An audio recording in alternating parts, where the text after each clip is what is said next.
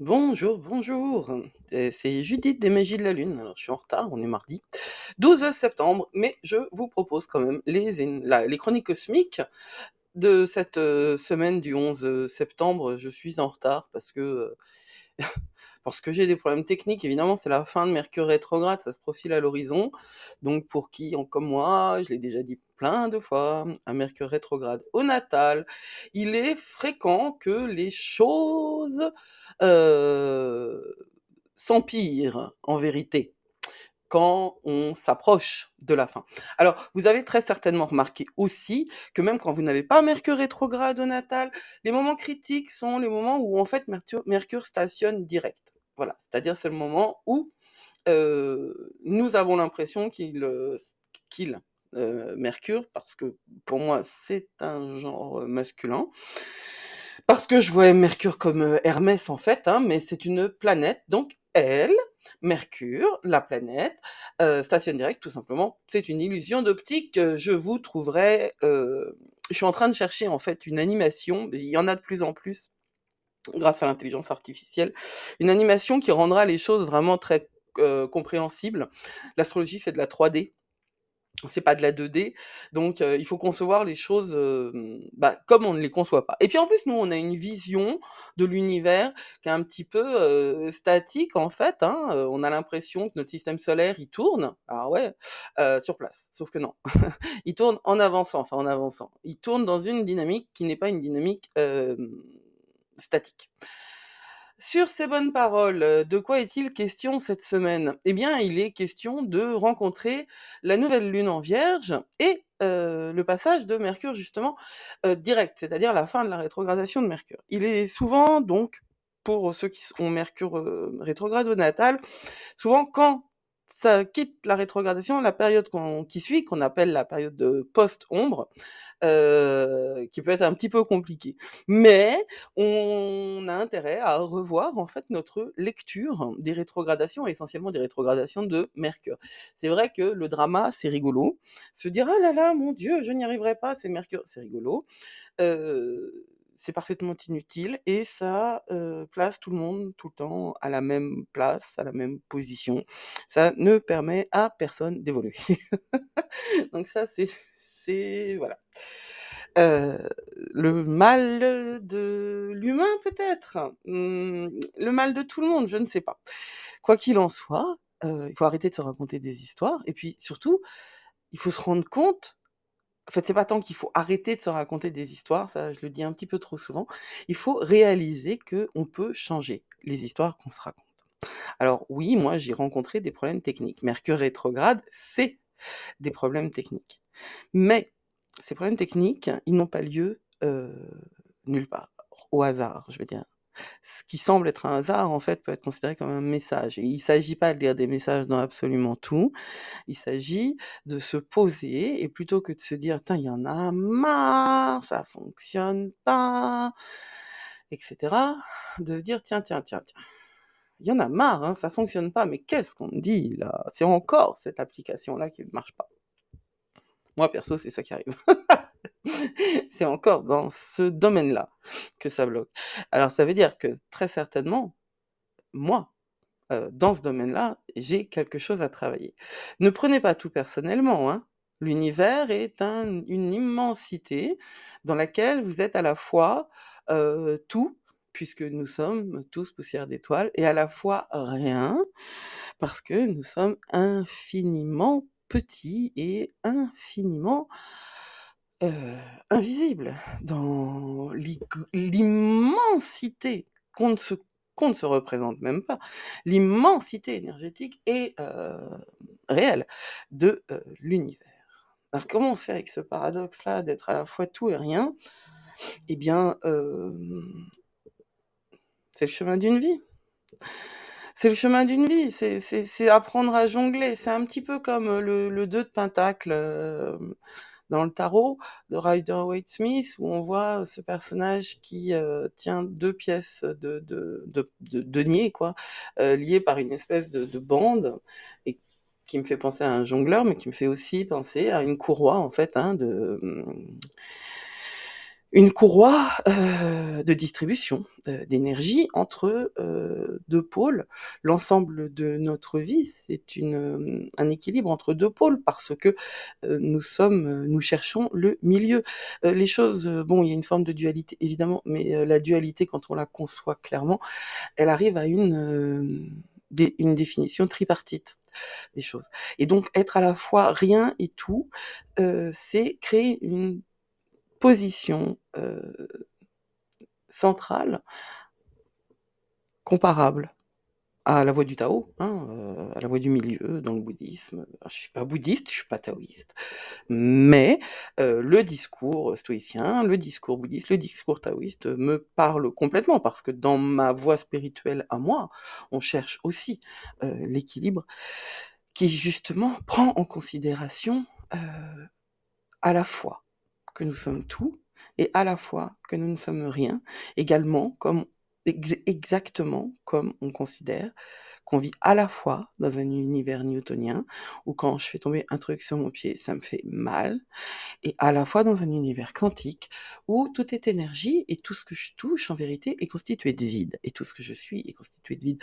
Et c'est cet apparent paradoxe qui va nous apporter la dimension supplémentaire, qui va nous apporter cette capacité justement qu'on va avoir à quitter les motifs répétitifs, à quitter les croyances limitantes, à quitter tout ce qui aura été une structure, un corset mental, et pas que mental, un corset émotionnel, un corset psychologique, un corset énergétique, celui eh bien, du paradigme précédent.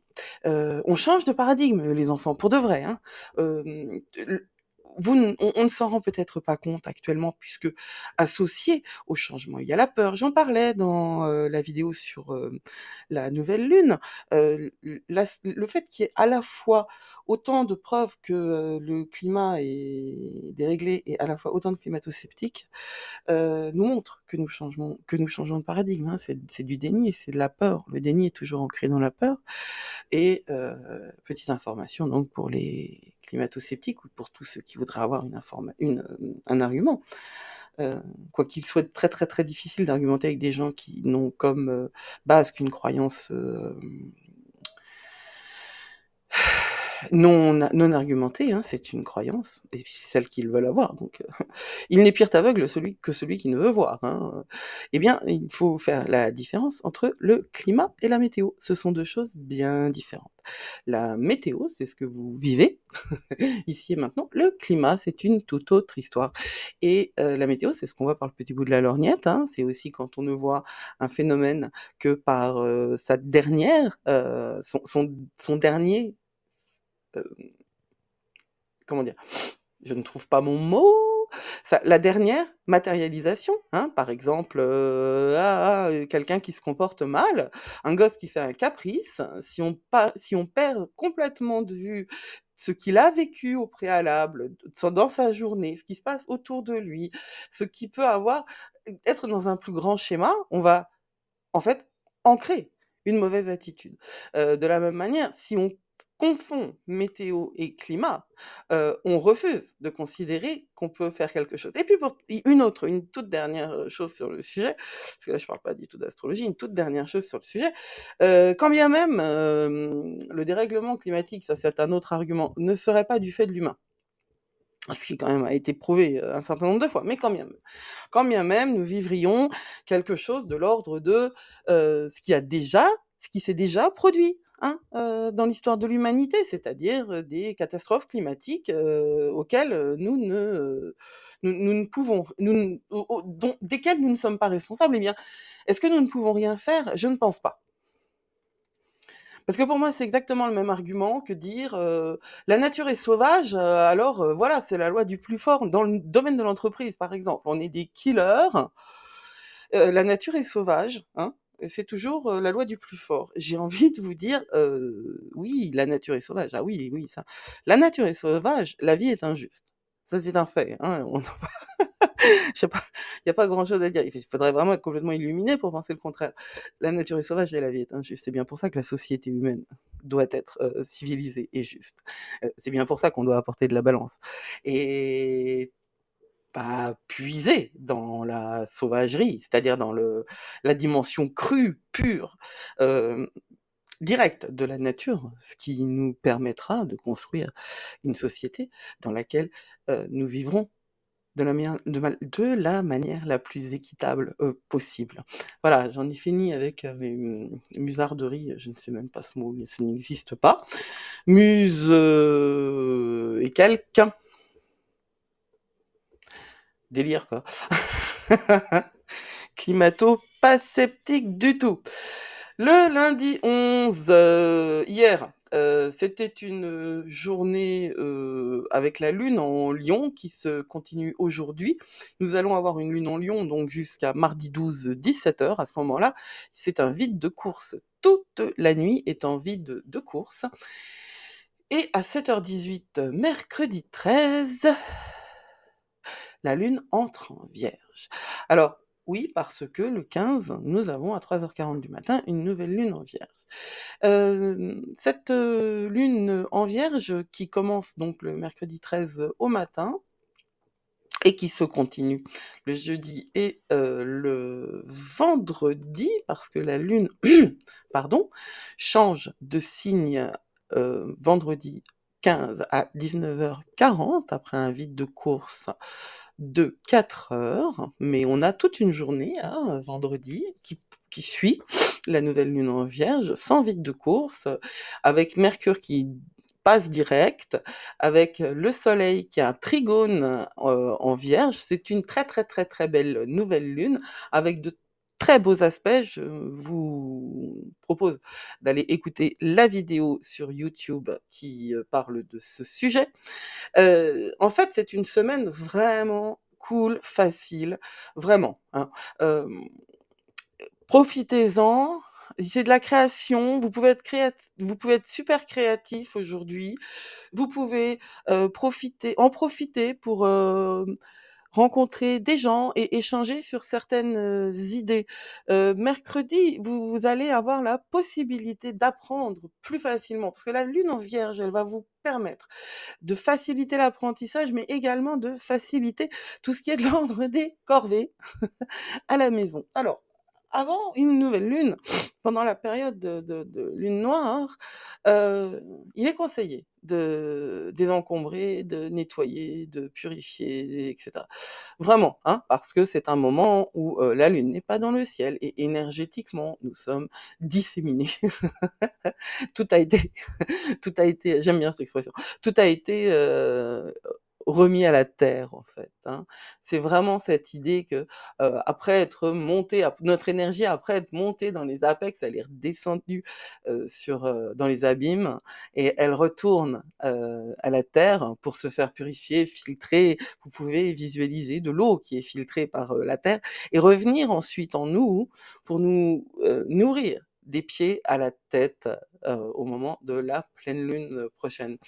Et dans ce moment où nous revenons à la terre, hein, c'est vraiment un moment où le nettoyage, non seulement est facilité, et certainement que vous avez une énergie, surtout quand la lune est en Vierge, hein, une énergie un petit peu plus active, un petit peu plus organisée, un petit peu plus euh, régulière que quand c'était que quand c'était l'énergie du lion, parce que le lion, c'est fun, fun, fun, voilà. Euh, donc profitez-en. Et puis ce vendredi 15 là, hein, profitez-en aussi. Si vous avez des pratiques de manifestation ou si vous avez des pratiques de magie, c'est un très très beau jour pour ça. Vraiment, je vois pas comment dire, d'opposition. Allez-y, hein, faut le pécho, le flow là. Le lendemain, Vénus en Lion est en carré à Jupiter en Taureau. Alors, euh, petit avertissement, parce que on est dans l'énergie de la nouvelle lune là, donc on est dans l'énergie des nouveaux départs et des nouveaux départs de type romantique aussi, parce que parce que voilà, des nouveaux départs romantiques aussi, parce que Vénus est en Lion, etc. Eh bien, ce vendredi 16, et oui, vous entendez le bruit de mon café, ce vendredi 16, attention, attention, parce que le carré à Jupiter en Taureau pourrait vous pousser à prendre des décisions un peu hâtives, relationnellement parlant, émotionnellement parlant, amoureusement parlant. Vous pourriez vous engager dans quelque chose et le regretter plus tard et vous sentir franchement malaisé, malaisant, non, un truc qui est pas cool quoi, et en fait qui n'est pas là pour votre plus grand bien. Il faudra donc faire un peu attention à ce jour au niveau des relations. Voilà. Hem, que voulais-je vous dire? Oui, il y a donc ce vide de course le 15, vendredi 15, entre 15h49 et 19h44. Ah oui, et j'ai en temps alors, dans le domaine des vides de course, heu, mercredi 13, vous pouvez vous réveiller un petit peu dans le gaz, quoi, un petit peu foggy, parce qu'on vient de passer, de 5h à 7h, ça fait 14h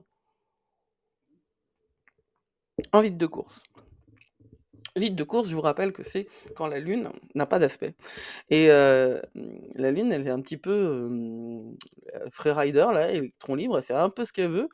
Et en fait, je pense que la meilleure manière de le concevoir, c'est que elle n'envoie ni ne reçoit rien. Et donc on est perdu parce on n'a pas notre guide habituel. Les choses qui se passent à ce moment-là peuvent aussi bien ne pas fonctionner du tout parce que ça n'existera pas dans le grand univers. Alors ça peut être tout à fait le moment d'essayer des choses que vous ne voulez pas obligatoirement voir pérennes. Heu, mais en tout cas, il n'est pas conseillé pendant les vides de course de commencer quelque chose auquel vous tenez. Moi, je vais vous dire un truc, hein, chaque fois que j'ai eu un rendez-vous en vide de course, il y a rien eu derrière. Il y a pas eu de conséquences positives, il y a pas eu de suivi et c'est rare. Voilà. Donc pour cette semaine, c'est ainsi, faites attention, profitez en résumé, profitez de la nouvelle lune en Vierge, du vendredi 15 à 3h40, profitez-en et faites attention aux engagements un petit peu trop faciles, un petit peu, trop rapides du samedi 16. Ne croyez pas tout ce que ne croyez pas tout ce que vous avez envie de croire, en fait, c'est un peu dommage, mais il y a des illusions là-dedans. Et puis, des faites attention, en particulier d'ailleurs, en particulier, si c'est quelqu'un que vous avez rencontré pendant Vénus rétrograde ou pendant un Vénus rétrograde, en particulier. C'est en général, quand on rencontre quelqu'un pendant Vénus rétrograde, ça ne fonctionne pas bien sur le long terme et là, il peut y avoir une couche supplémentaire. Vous n'avez pas besoin d'être déçus encore. Pour le coup, bretelles et ceintures, sont à prendre en compte. Voilà, je vous souhaite une magnifique semaine. N'hésitez pas à commenter, n'hésitez pas à vous inscrire à la newsletter sur lesmagiesdelalune.com et au programme.